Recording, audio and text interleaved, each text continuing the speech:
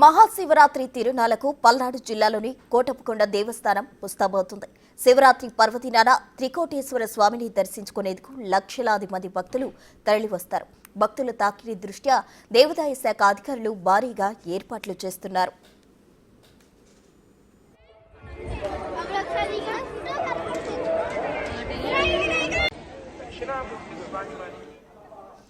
పల్నాడు జిల్లా నరసరావుపేట మండలం కోటప్పకొండ త్రికోటేశ్వర ఆలయానికి ప్రత్యేక స్థానం ఉంది. 1700 ఏళ్ల చరిత్ర గల కోటప్పకొండ పర్యాటక ప్రాంతంగాను ప్రసిద్ధి పొందింది. సిద్ధి క్షేత్రంగా పూజలందుకుంటున్న కోటప్పకొండపై శివుడు త్రికోటేశ్వరునిగా దర్శనమిస్తాడు. ఈశ్వరుడు మేధా దక్షిణామూర్తి స్వరూపంగా ఈ కొండపైనే తపస్సు చేశాడని స్థల పురాణం చెబుతోంది.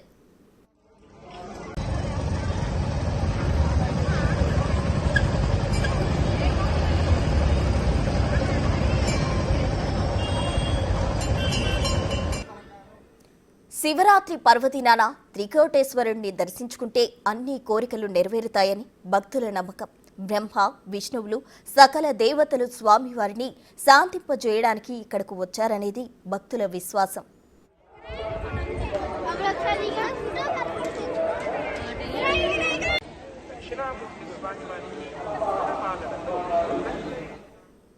శివరాత్రి ఉత్సవాలకు రాష్ట్ర నలుమూలల నుంచి వివిధ జిల్లాల నుంచి లక్షలాది మంది భక్తులు తరలివస్తారు. దీనికి తగ్గట్టుగానే అన్ని ఏర్పాట్లు చేశామని అధికారులు చెబుతున్నారు. కొండపైకి ప్రత్యేక బస్సులు మాత్రమే అనుమతించనున్నారు. తిరుగు మార్గంలో గతంలో మాదిరిగా ట్రాఫిక్ సమస్య ఏర్పడకుండా రహదారులు విస్తరించారు. భక్తుల రద్దీకి అనుగుణంగా క్యూలైన్లు ఏర్పాటు చేశారు. దాదాపు 2 లక్షల అరిసెలు, 2 లక్షల లడ్డూ ప్రసాదాలు అందుబాటులో ఉంచారు.